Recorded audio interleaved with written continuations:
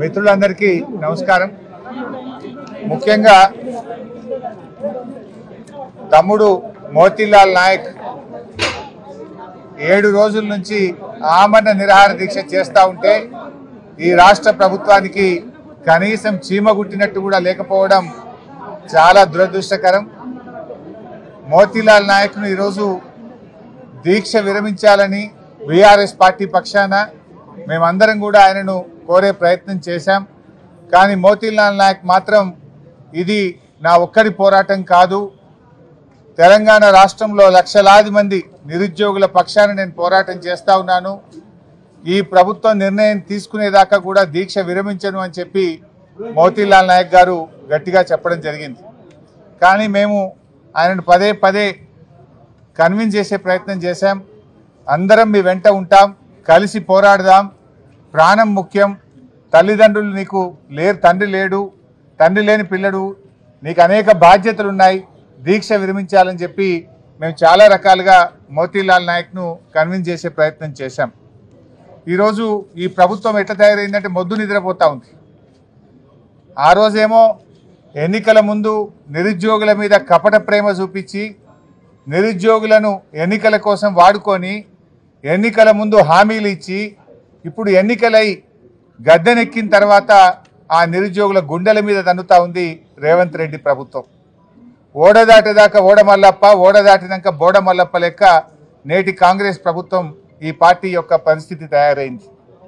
ఆనాడు నిరుద్యోగుల కోసం మరి ప్రొఫెసర్ కోదండరామ్ గారు కానీ, అదేవిధంగా రియాజ్ కానీ, బల్మూరి వెంకట్ కానీ, మురళీ గారు కానీ, రేవంత్ రెడ్డి గారు, బట్టి విక్రమార్క గారు, వీళ్ళందరూ అశోక్ నగర్లో కోచింగ్ సెంటర్ల చుట్టూ తిరిగారు, బస్సు యాత్రలు చేపించారు. రాహుల్ గాంధీ గారిని కూడా అశోక్ నగర్కి తెచ్చి మాటలు ఇప్పించారు, ప్రామిస్ చేపించారు నిరుద్యోగులకు. మరి ఏమైపోయింది? ఇలా మీకు మాత్రం ఉద్యోగాలు వచ్చినాయి, నిరుద్యోగులకు ఉద్యోగాలు రాలేదు. రేవంత్ రెడ్డికి ఉద్యోగం వచ్చింది, కోదండరామ్ గారికి ఉద్యోగం వస్తూ ఉన్నది, రియాజ్ గారికి ఉద్యోగం వచ్చింది, వెంకట్కు ఉద్యోగం వచ్చింది, మీకు ఉద్యోగాలు వచ్చినాయి, మల్లన్న గారికి వచ్చింది.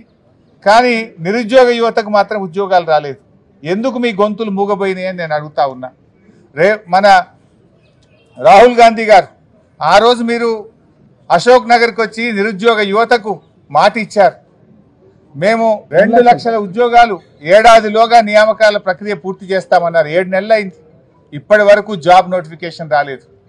మేము జాబ్ క్యాలెండర్ ఇస్తామని చెప్పారు, 2 లక్షల ఉద్యోగాలు సంవత్సరంలోగా నింపుతామని చెప్పి ఇవాళ 7 నెలలైనా జాబ్ క్యాలెండర్కు అతిగతి లేదు. రాహుల్ గాంధీ గారికి మా నిరుద్యోగుల బాధలు వినబట్టలేవా అని నేను అడుగుతా ఉన్నాను. మా నిరుద్యోగులు ఇవాళ ఆమరణ నిరాహార దీక్ష చేస్తూ ఉంటే, పోరాటాలు చేస్తూ ఉంటే ఎందుకు రాహుల్ గాంధీ గారు పట్టించుకోరు?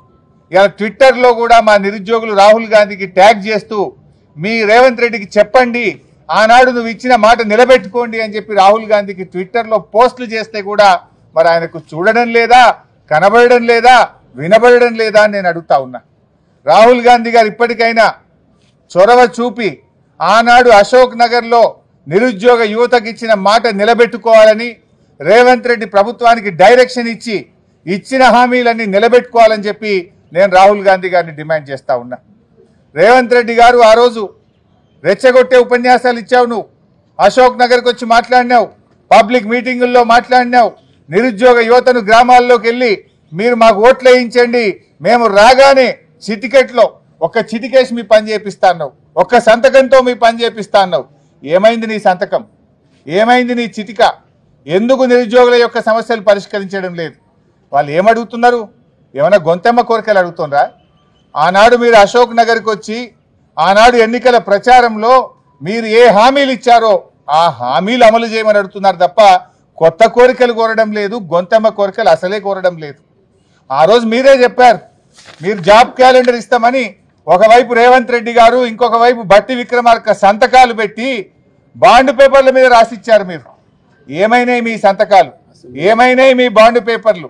అసెంబ్లీలో ఆ రోజు ప్రతిపక్ష స్థానంలో ఉండి ఇదే బట్టి విక్రమార్క గారు 1:100 పరీక్ష పెట్టాలని అడిగారు. ఎందుకు పెట్టరు అని అడుగుతా ఉన్నా. అంటే ప్రతిపక్షంలో ఒక మాట, అధికారంలో ఇంకో మాట ఉంటుందా? ఆ రోజు ప్రొఫెసర్ కోదండరామ్ గారు ఇదే నిరుద్యోగులను రండి అని కాంగ్రెస్ పార్టీ ఆఫీస్కు తీసుకుపోయారు, బస్సు యాత్రలకు తీసుకుపోయారు, మేమున్నామని భరోసా ఇచ్చారు. అధికారం రాగానే మీ సమస్యలు పరిష్కరిస్తామన్నారు. ఇవాళ పోయి మా నిరుద్యోగ యువకులు మాట్లాడితే ఇది కాన్స్టిట్యూషనల్ బాడీ, ఏమీ చేయలేమని చేతులు ఎత్తుతున్నారు. ఆ రోజు మీకు తెలియదా? మీరు ప్రొఫెసర్ కదా, మీరు మేధావులు కదా, అయినా అది చేయడానికి అవకాశం ఉంది.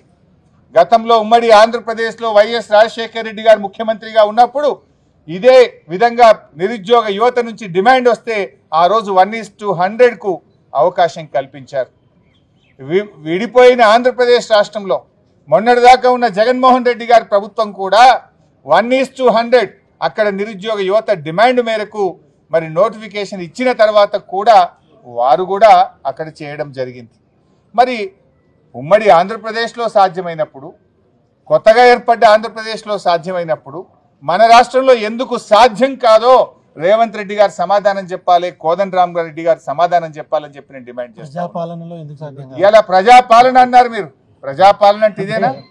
మా నిరుద్యోగ యువకులు ప్రజాభవన్కు వెళ్ళి చిన్నారెడ్డి గారి కాళ్ళు పట్టుకున్నా వీళ్ళకి కనికరం రాదు.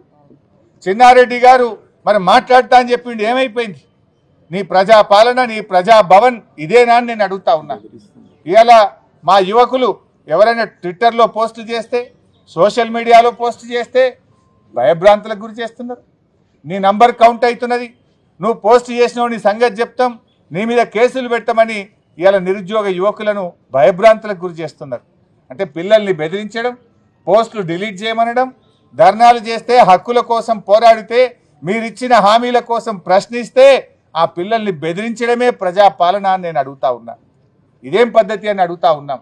ఇవాళ పిల్లలు అడుగుతున్నటువంటిది కేవలం న్యాయమైన డిమాండ్లు అడిగారు. ఆ రోజు మీరు ఇచ్చిన హామీల గురించి అడుగుతా ఉన్నారు. మొట్టమొదటి డిమాండ్ పిల్లలు అడుగుతున్నది, మీరు ఇచ్చిన హామీ ప్రకారం 2 లక్షల ఉద్యోగాలకు తక్షణమే జాబ్ క్యాలెండర్ విడుదల చేయాలని చెప్పి మేము నిరుద్యోగ యువకుల పక్షాన ఈ ప్రభుత్వాన్ని డిమాండ్ చేస్తూ ఉన్నాం. రెండవది, ఈరోజు గ్రూప్ 1 ఎగ్జామ్స్లో మరి గత ప్రభుత్వాలు ఇచ్చిన విధంగా మీరిచ్చిన హామీ మేరకు 1:100కు మెయిన్స్ పరీక్షకు పిల్లలకు అనుమతించాలని చెప్పి డిమాండ్ చేస్తూ ఉన్నాం. మూడవది, గ్రూప్ 2, గ్రూప్ 3లో ఆ రోజు మీరు పోస్టుల సంఖ్య పెంచుతామన్నారు.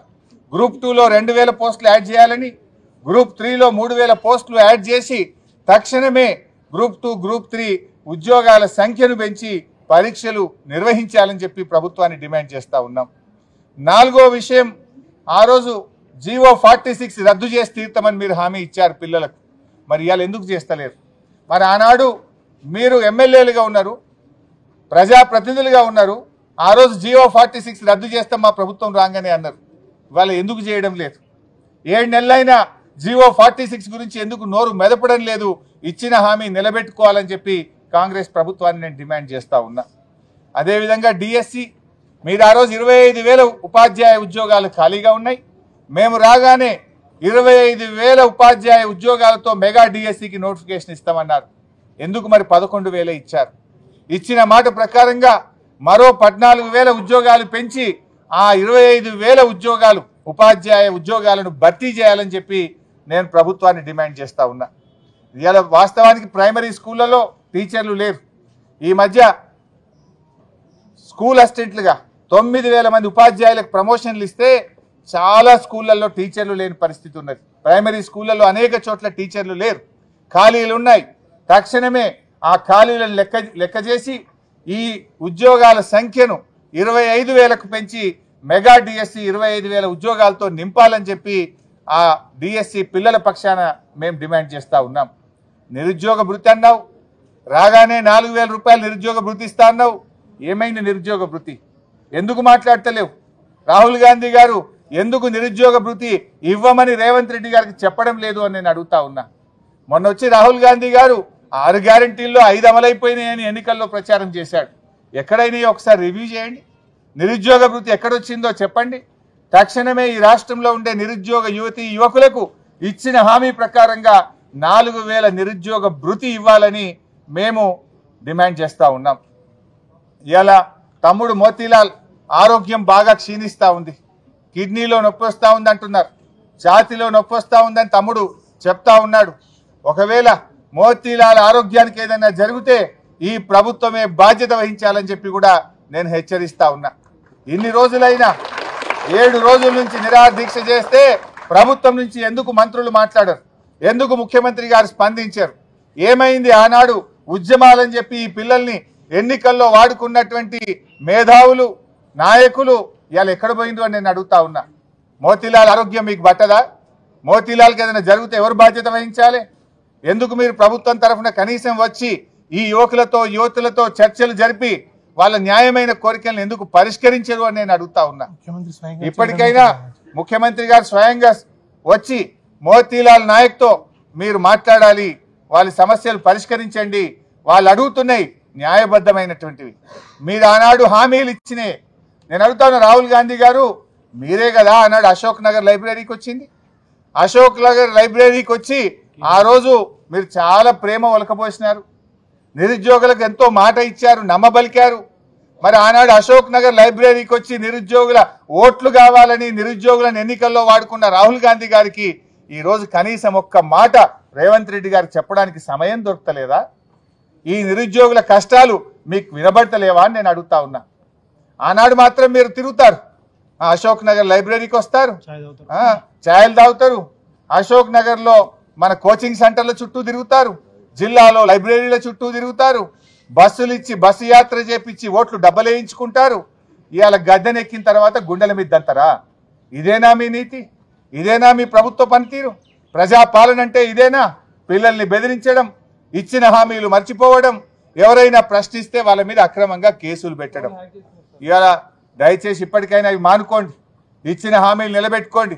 తక్షణమే ముఖ్యమంత్రి గారు, ఈ రాష్ట్ర ప్రభుత్వం ఈ నిరుద్యోగ యువకులతో చర్చలు జరిపి ఇచ్చిన హామీలు అమలు చేయాలని చెప్పి మేము డిమాండ్ చేస్తూ ఉన్నాం. రేపు అసెంబ్లీ సమావేశాలు ఎప్పుడు ప్రారంభమైనా ఈ ప్రభుత్వం మీద ఒత్తిడి తెస్తాం, అసెంబ్లీని స్తంభింపజేస్తాం. నిరుద్యోగ యువకులకు ఇచ్చిన మాట నిలబెట్టుకునేదాకా ఎంతవరకైనా తెగించి బీఆర్ఎస్ పార్టీ ఈ నిరుద్యోగ యువకుల పక్షాన నిలబడుతుంది. వీళ్ళ న్యాయబద్ధమైన ఈ కోరికలు, ఈ హామీలు అమలయ్యేదాకా పూర్తి అండగా ఉంటాం. దయచేసి మీరు కూడా మరి దీక్ష విరమించాలని మోతీలాల్ నాయక్ గారిని ఈరోజు మీడియా పరంగా కూడా ఆయనకు విజ్ఞప్తి చేస్తా ఉన్నా. లోపల కూడా దాదాపు 15 నిమిషాలు ఆయనను దీక్ష విరమించడానికి కన్విన్స్ చేసే ప్రయత్నం నేను కానీ, మా దేశపతి సీనన్న, లక్ష్మారెడ్డి ఎమ్మెల్యే గారు, రవీంద్ర నాయక్ ఎక్స్ఎమ్మెల్యే గారు, ఎర్రోళ్ళ శ్రీనివాస్ గారు, మా తమ్ముడు సీను అందరం కూడా ప్రయత్నం చేసినాం. కానీ ఆయన చాలా గట్టిగా అన్న ఈ ప్రభుత్వం దిగాల్సిందే, న్యాయం జరగాల్సిందే, ఇది నా కోసం కాదు లక్షలాది మంది నిరుద్యోగుల కోసం నేను దీక్ష చేస్తున్నా అని చెప్పి ఆ తమ్ముడు చాలా గట్టిగా ఉన్నాడు. అందువల్ల తమ్మునికి ఏమైనా కాకముందే తక్షణమే ప్రభుత్వం స్పందించాలి, ముఖ్యమంత్రి దిగి రావాలి, ప్రభుత్వం చర్చలు జరపాలని చెప్పి కోరుతా ఉన్నా. పెద్దలు కోదండరామ్ సార్ కూడా నేను కోరుతా ఉన్నా, మీకు ఇవాళ ఎంతో గౌరవం ఉండే, మరి ఆ గౌరవాన్ని మీరు నిలబెట్టుకోండి. ఆ రోజు మీరు పిల్లల దగ్గరికి పోయారు, ఇవాళ పిల్లలు మీ ఇంటికి వస్తే కూడా మీరు ఏమన్నారట, నాది పోస్ట్ మ్యాన్ జాబు అంటున్నారట. మీరు ఇది మీకు తగునా అని నేను అడుగుతా ఉన్నా. దయచేసి ప్రభుత్వం మీద ఒత్తిడి పెంచాలి, ఈ పిల్లల పక్షాన మీరు బాధ్యత తీసుకోవాలి. ఈ పిల్లల యొక్క న్యాయబద్ధమైన హక్కులు వాటిని ఈ ప్రభుత్వం చేత అమలు చేసే బాధ్యత పెద్దలు కోదండరామ్ గారు తీసుకోవాలని చెప్పి కూడా నేను మీడియా పరంగా వారికి కూడా విజ్ఞప్తి చేస్తా ఉన్నా.